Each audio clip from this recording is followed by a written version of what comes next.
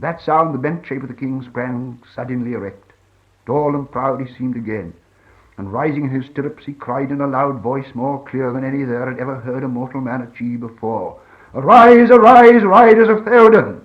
Fell deeds awake, fire and slaughter! Spear shall be shaken, shield be splintered, sword day, red day ere the sun rises! Ride now, ride now, ride to Gondor!" With that he seized a great horn from Guzlaf, his banner-bearer, and he blew up such a blast upon it that it burst asunder. And straightway all the horns in the host were lifted up in music, and the blowing of the horns of Rohan in that hour was like a storm upon the plain, and a thunder in the mountains. Ride now, ride now, ride to Gondor! Suddenly the king cried to Snowmane, and the horse sprang away. Behind him his banner blew in the wind, white horse upon a field of green, but he outpaced it. After him thundered the knights of his house, but he was ever before them. Aylmer rode there, the white horse tail on his helm floating in his speed, and the front of the first Aelred roared like a breaker foaming to the shore, but Theoden could not be overtaken. Fey he seemed, or the battle fury of his fathers ran like new fire in his veins, and he was borne up on Snowmane like a god of old, even as Orome the Great in the battle of the Valar when the world was young. His golden shield was uncovered, and lo, it shone like an image of the sun, and the grass flamed into green above the white feet of his steed. For morning came, morning, and a wind from the sea, and darkness was removed, and the hosts of Mordor wailed, and terror overtook them, and they fled and died, and the hoofs of wrath rode over them. And then all the host of Rohan burst into song, and they sang as they slew, for the joy of battle was on them, and the sound of their singing that was fair and terrible came even to the city.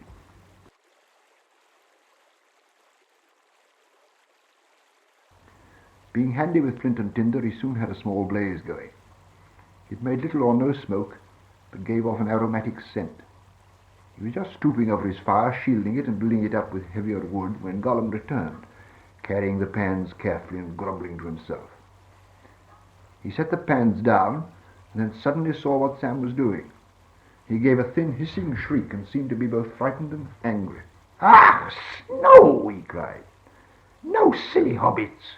Foolish, yes, foolish! They mustn't do it." "Mustn't do what?" asked Sam in surprise.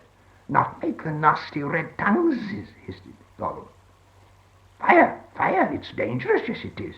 It burns, it kills, and it will bring enemies, yes it will." "I don't think so," said Sam.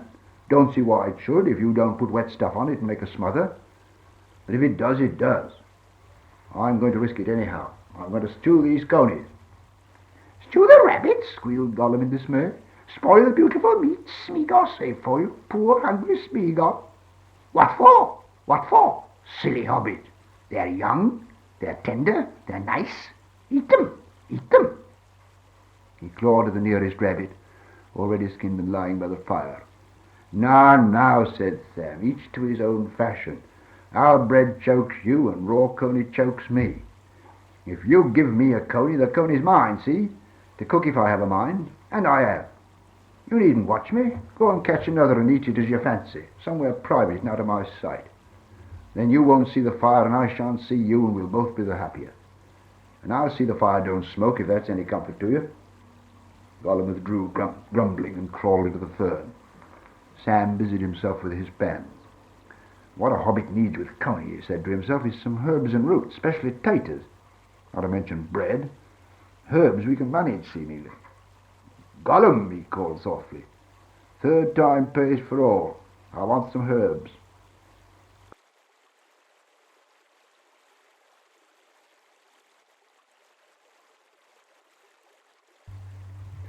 Deep down here over the dark water lived old Gollum. I don't know where he came from, nor who or what he was. He was Gollum, as dark as darkness, except for two big, round, pale eyes. He had a boat, and he rowed about quite quietly on the lake, for lake it was, wide and deep and deadly cold. He paddled it with large feet dangling over the side, but never a ripple did he make, not he. He was looking out of his pale lamp-like eyes for blind fish, which he grabbed with his long fingers as quick as thinking. He liked meat too. Goblin, he thought, good, when he could get it. But he took care they never found him out. He just throttled them from behind if ever they came down alone anywhere near the edge of the water while he was prowling about. They very seldom did, for they had a feeling that something unpleasant was lurking down there, down at the very roots of the mountain. They had come on the lake when they were tunnelling down long ago, and they found they could go no further, so there their road ended in that direction, and there was no reason to go that way, unless the great goblin sent them. Sometimes he took a fancy for fish from the lake, and sometimes neither goblin nor fish came back. Actually, Gollum lived on a slimy island of rock in the middle of the lake. He was watching Bilbo now from the distance with his pale eyes like telescopes. Bilbo could not see him, but he was wondering a lot about Bilbo, for he could see that he was no goblin at all. Gollum got into his boat and shot off from the island while Bilbo was sitting on the brink, altogether flummoxed and at the end of his way and his wits. Suddenly up came Gollum, and whispered and hissed, "Bless us and splash us, my precious. I guess it's a choice feast. At least a tasty morsel it'll make us Gollum." And when he said Gollum, he made a horrible swallowing noise in his throat. That is how he got his name, though he always called himself my precious. The Hobbit jumped nearly out of his skin when the hiss came in his ears, and he suddenly saw the pale eyes sticking out at him. "Who are you?" he said, thrusting his dagger in front of him. "What is he, my precious?" whispered Gollum, who always spoke to himself, through never having anyone else to speak to. That is what he had come to find out, for he was not really very hungry at the moment, only curious. Otherwise he would have grabbed first and whispered afterwards. "I'm Mr. Bilbo Baggins. I've lost the dwarves and I've lost the wizard and I don't know where I am. And I don't want to know if only I can get away." "What's he got in his hands?" said Gollum, looking at the sword which he did not quite like. "A sword, a blade which came out of Gondolin," said Gollum, and became quite polite. "Perhaps she sits here and chats it with it a bitsy, my precious. It likes riddles, perhaps, does it? Does it?" He was anxious to appear friendly, at any rate for the moment, until he found out more about the sword and the Hobbit, whether he was quite alone really, whether he was good to eat, and whether Gollum was really hungry. Riddles were all he could think of.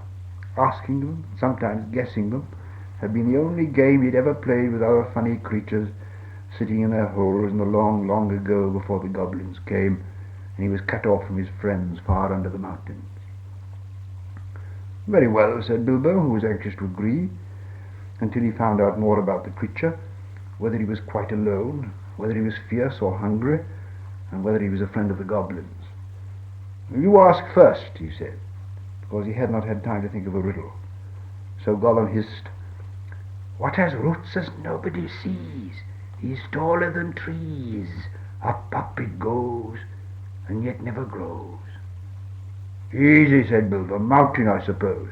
"Does it guess easy? It must have a competition with us, my precious. If precious asks and it doesn't answer, we eats it, my precious. If it asks us and we doesn't answer, then we does what it wants, eh? We shows it the way out, yes?" "All right," said Bilbo, not daring to disagree and nearly bursting his brain to think of riddles that could save him from being eaten.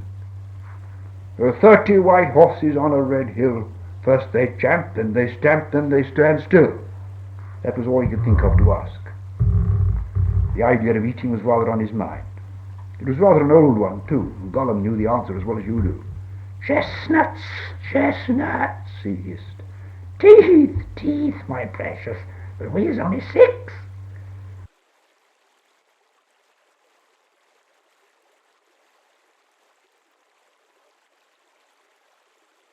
"Ra, whom, ra!"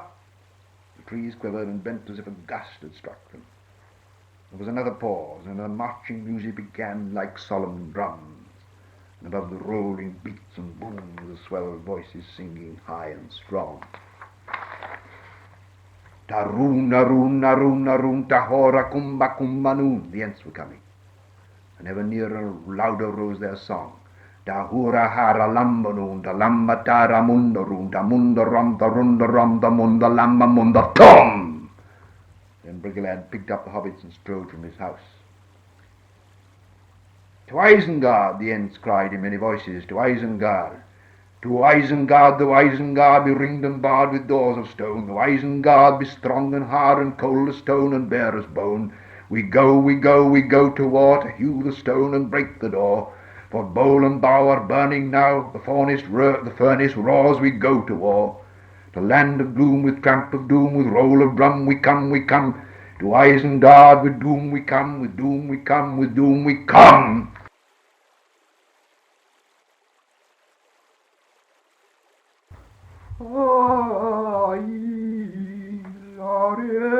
Tarlassis urinnan in jaruno tinarviralmarar algron in javelinti julmarvan järmiormarilessimmervareva andune pelavardu telmar noloin jasentin tilarielne o Mario aritarilierinan Simani Jordanen quantuva Ansitin talivardo losseo Le fagnamara delentari orteneari gli artierundullave l'ombulle Asindar noriello kaitamornie Ival mallennarim bemet Arisientu pokala kilio mirioele Sivan vanarom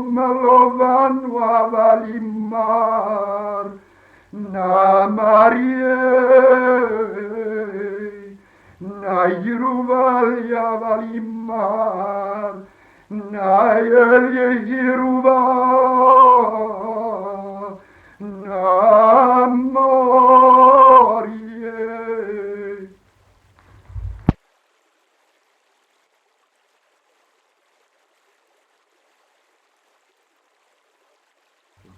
The voice of Pippin was suddenly lifted up above the others in one of Bilbo's favourite bath songs.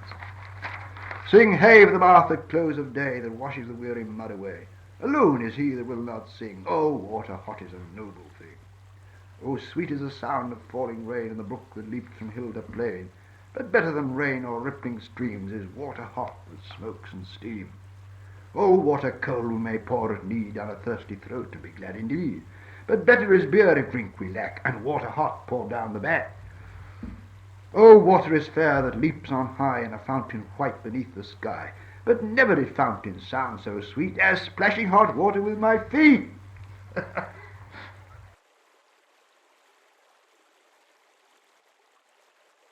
Hey, come merry doll, derry doll, me darling, light goes the weather wind and the feathered starling. Down along Underhill, shining in the sunlight, waiting on the doorstep for the cold starlight.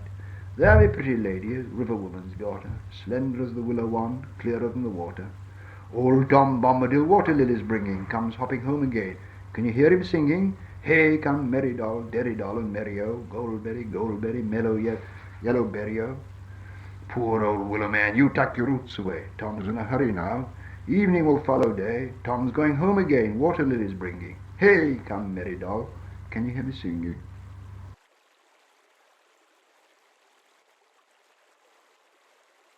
Three rings for the elven kings under the sky, 7 for the dwarf lords in their halls of stone, 9 for mortal men doomed to die, 1 for the dark lord on his dark throne in the land of Mordor where the shadows lie.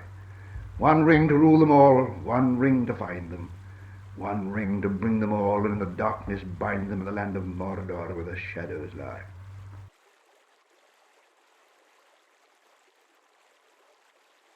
Ar elbereth gilthaniel, silevrin penamiriel, o menel aglar elena. Nach haired palandiriel a galat remmen en ora, fanurilos lellin avon, nevaia si nevairon.